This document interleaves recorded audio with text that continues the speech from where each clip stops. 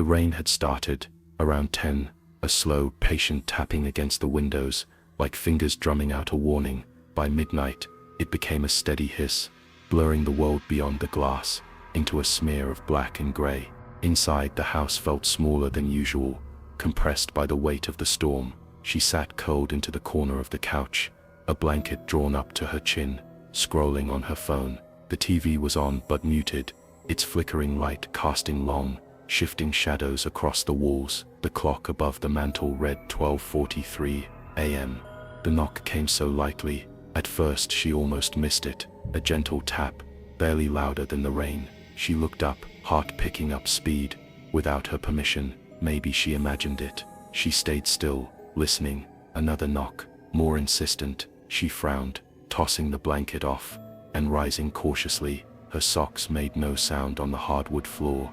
As she moved toward the door, she flicked the porch light switch. Nothing happened. Of course, the bulb had burned out last week. She cursed herself under her breath, and approached the door carefully, standing to the side. As she leaned in to peek through the peephole, no one. The front porch was empty, but something about the darkness seemed to lean closer, pressing against the door. She twisted the deadbolt, hearing it click into place, and backed away. Another knock, harder this time. She jumped, hand flying to her chest. "Go away," she called out, trying to sound braver than she felt. "I'm calling the cops." Silence. She grabbed her phone from the coffee table, hands trembling slightly as she fumbled to dial. The screen showed no signal bars, no Wi-Fi either. She stared at it in disbelief, then glanced back at the door. A loud bang rattled the frame. She screamed before she could stop herself, dropping the phone. It skidded under the couch, heart hammering. She backed further into the living room. The rain seemed louder now, almost roaring. The house, normally so familiar, felt suddenly alien. Each shadow stretched too long, every corner a hidden threat. Another bang, this time from the back of the house. She whipped around toward the kitchen, where the sliding glass door led to the backyard. The curtains there were drawn shut, but she could see the fabric shift slightly, as if touched from the other side. Terror rooted her to the spot.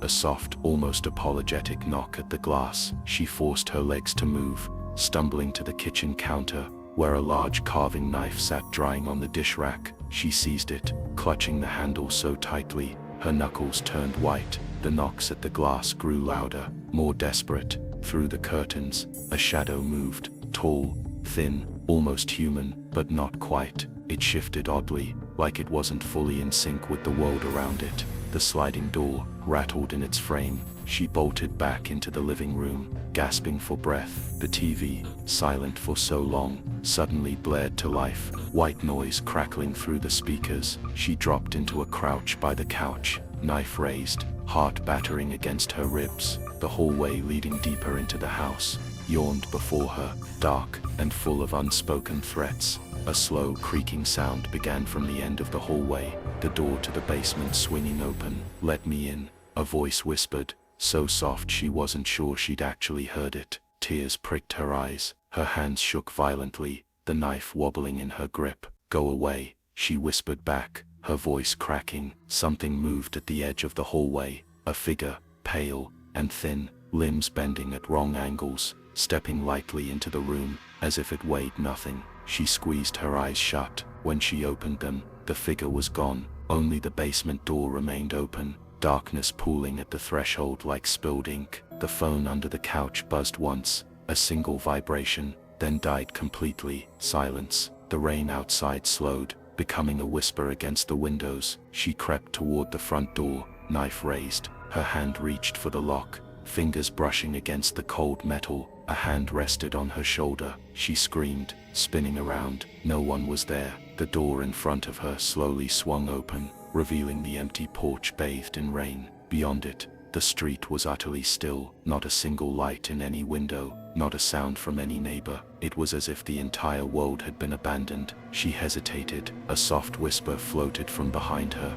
close enough that she felt the air stir against her ear. "You're not alone." She bolted through the open door, barefoot on the wet concrete. The rain chilled her instantly, plastering her hair to her face. She ran blindly down the street, the knife still clutched in one hand, her breath ragged sobs, tearing from her throat. No houses showed any sign of life. She pounded on doors, windows, screamed for help. No answer. She turned in a circle, spinning and spinning, until she lost her balance and fell hard onto the wet pavement, skin scraping raw. From the far end of the street, something moved, a shifting shape, almost humanoid, but wrong somehow. Shambling closer, she scrambled to her feet and ran again. Ahead, the woods loomed dark and impenetrable. She hesitated for only a second before plunging into the trees. Branches tore at her clothes and skin. The knife sliced a branch cleanly. As she stumbled forward, deeper into the blackness, the rain couldn't reach her here. The air was damp and heavy,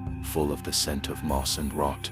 Behind her, she heard footsteps, slow, steady, deliberate, not running, following. She choked back a sob and forced herself to keep moving. The forest seemed endless. Every tree looked the same. The path disappeared. Panic clouded her thoughts. The ground sloped suddenly, and she slid down a muddy incline, landing hard at the bottom. Pain flared in her ankle. She tried to stand, but it gave out immediately. Footsteps crunched softly on the slope above her. She crawled backward until her back hit something solid. A tree. She pressed against it, knife raised weakly. The footsteps stopped. Silence, then a low, rattling breath, just out of sight. She squeezed her eyes shut, clutching the knife like a lifeline. The breath grew louder, closer. A hand brushed against her bare foot. She screamed, kicking wildly. The knife slashed through the air, meeting nothing. She opened her eyes. The woods were empty. The night pressed in tighter,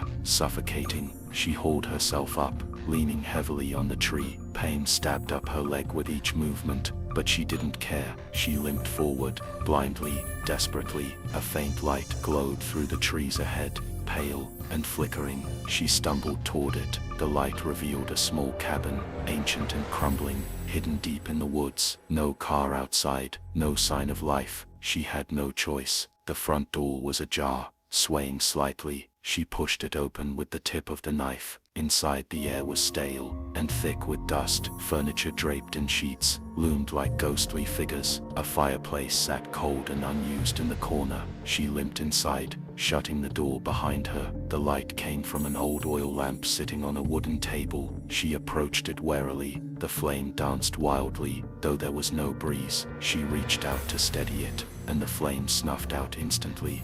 The room plunged into darkness. She whirled around, hearing movement behind her, breathing, not hers. Closer now, the knife slipped from her fingers, clattering to the floor. A hand seized her wrist. She screamed, struggling, but the grip was impossibly strong. A voice, low and guttural, spoke directly into her ear.